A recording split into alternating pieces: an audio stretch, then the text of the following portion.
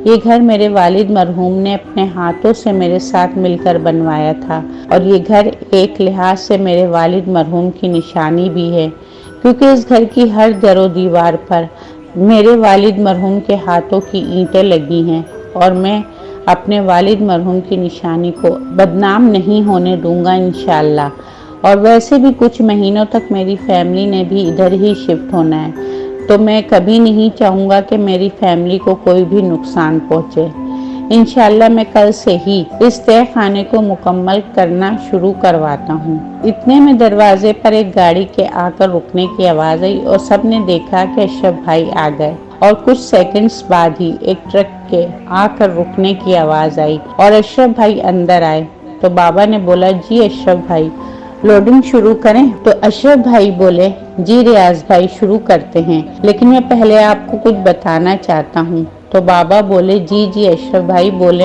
ये ट्रक मैं उसी अड्डे से लाया हूँ जहाँ से सुबह मजदूरों को लाया था। तो मैंने देखा कि वो एक मजदूर भी वहाँ खड़ा है जिसको हम बेसमेंट में ढूंढ रहे थे। तो मैंने खुदा का शुक्र अदा किया कि ये भी ठीक है। तो मैंने फौरन उसको अपने पास बुला लिया, उसका हाल चाल पूछा और उससे सुबह होने वाले वाक़े के बारे में पूछा। तो वो बहुत घबरा गया और बहुत डरा हुआ भी था। उसने घबराते हुए बताया, जब वो और उसका साथी जिसे मैं सुबह अस्पताल छोड़कर आया था, तो ये दोनों जब बेसमेंट की दीवार पर सीमेंट लगाने लगे तो एक बहुत ही खौफनाक आवाज़ इनको तय खाने के अंदर से आई, जैसे कोई भारी आवाज़ में चीखा हो।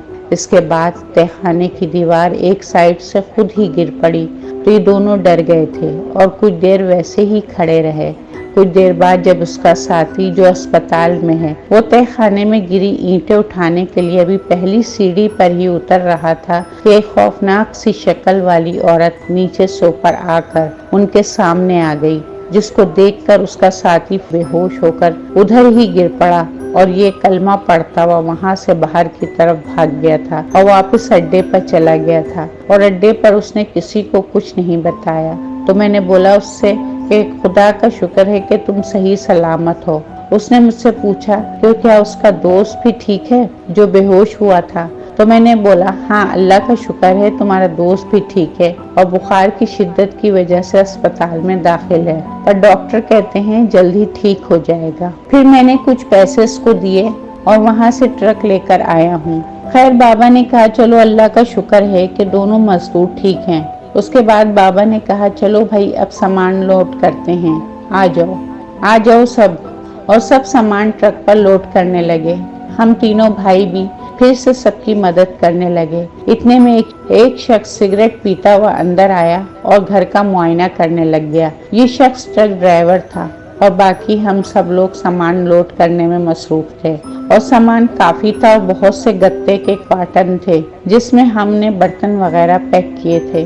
खैर मैंने एक कार्टन उठाया और ट्रक के पिछले हिस्से में सवार बाबा के दोस्त को पकड़ाकर वापस दूसरा उठाने जा रहा था कि मेरी नज़र इस ट्रक ड्राइवर पर पड़ी जो सिगरेट पीता हुआ घर का मुआयना करते हुए बेसमेंट की तरफ बढ़ रहा था। तो मैंने एक और कार्टन उठाया और बाहर ट्रक में रखकर वापस आया तो देखा कि इस बार वो ट्रक ड्राइवर बिल्कुल इन टूटी हुई बेसमेंट की दीवार की ईंटों पर खड़ा था और फिर सिगरेट मुंह में लिए आधा झुककर बेसमेंट के अंदर झुक रहा था, जैसे वो तय खाने का भी मुआयना कर रहा है। मैंने एक और कार्टन उठाया और ट्रक की तरफ बढ़ा और इतने में बहुत तेज ईंटें गिरने की आवाज आई, जैसे कोई दीवार गिरी हो। तो मैं और मेरे भाई और दूसरे लोग जो सामान उठा रहे थे चौंक गए और उसी टाइम उधर देखा जहां से आवाज आई थी तो पता चला कि ड्राइवर कुछ ईंटों के साथ बेसमेंट में गिर गया था और दर्द से चीख रहा था।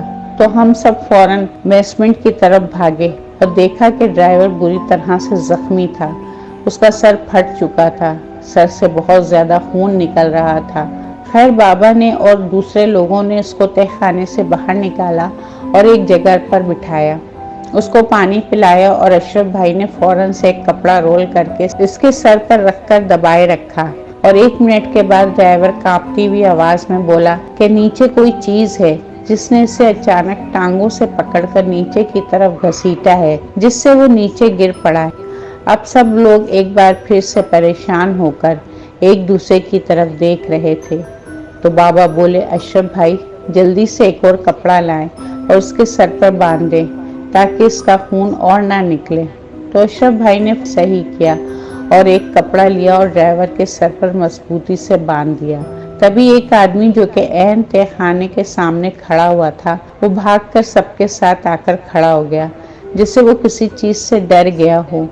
तो उसे देखकर बाबा बोले, अब तुम्हें क्या हुआ है? वो कुछ सेकंड चुप रहते हुए बेसमेंट की तरफ ही देखता रहा और फिर बोला, रियाज भाई मुझे अभी घर जाना है। तो बाबा ने कहा, क्यों, क्या हुआ? तुम इतना डरे हुए क्यों हो? तो वो बोला कि जब आप अशरफ भाई को कपड़े का केक रहे थे तो मैंने तहखाने की तरफ देखा तो कोई सीढ़ियों पर था और वो सीढ़ियों पर गिरा ड्राइवर का खून चाट रहा था, तो मैं जल्दी से आपकी साइड पर आ गया हूँ। तो बाबा और 2-3 लोगों ने जाकर बेसमेंट की तरफ देखा तो नीचे सीढ़ियों पर कोई नजर नहीं आया। तो बाबा ने कहा कि यार चलो जल्दी से सामान उठाओ, बस अब हम सब चले जाएंगे यहाँ से। फिर बाबा ने ड्राइवर को पूछा, भाई अगर आप कहें तो हम आपको वापस अड्डे पर छोड़ाएं या आपको अस्पताल छोड़ाएं? तो ड्राइवर ने कहा, नहीं मैं ठीक हूँ, बस आप लोग जल्दी से जल्द सामान लोड कर दें, फिर यहाँ से जाने के बाद मैं अस्पताल चला जाऊँगा और बस आप मुझे ट्रक पर सवार करा देना, बाकी मैं चला तो लूँगा ट्रक। आप लोग मेरी फिक्र मत करें, बस थोड़ा जल्दी सामान लोड करें।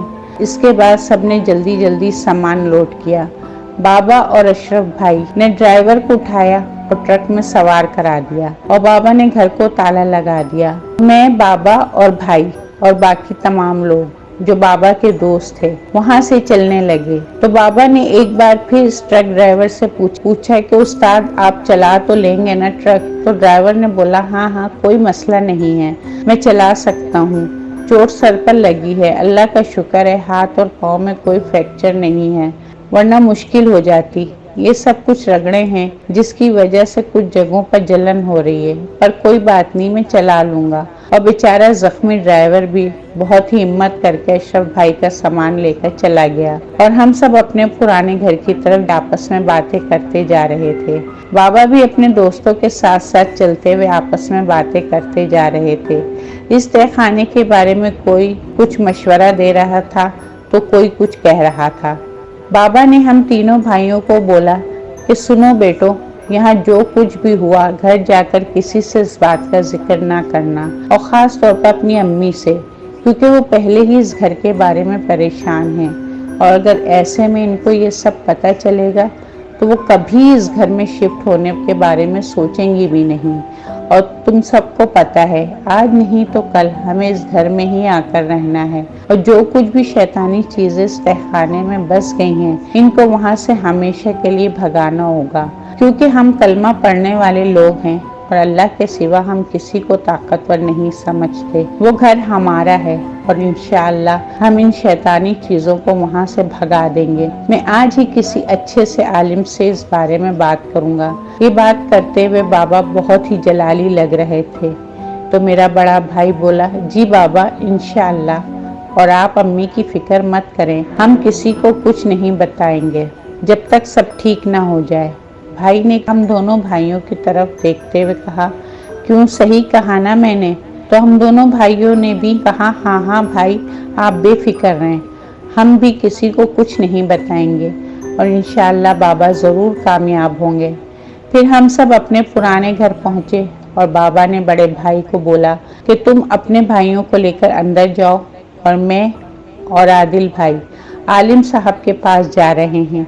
आदिल भाई हमारे हमसाए भी थे और बचपन से बाबा के दोस्त भी थे और वो इस मामले में बाबा के साथ बेसमेंट में भी गए थे जब सुबह अशरफ भाई हम सबको लेकर हमारे नए घर गए थे। फिर बाबा और आदिल भाई आलिम से मिलने के लिए चले गए और हम तीनों भाई अंदर चले गए। जैसे ही हम घर में दाखिल हुए तो अम्मी ने हमें देखते ही पूछा कि तुम सब लोग कहाँ रह गए थे?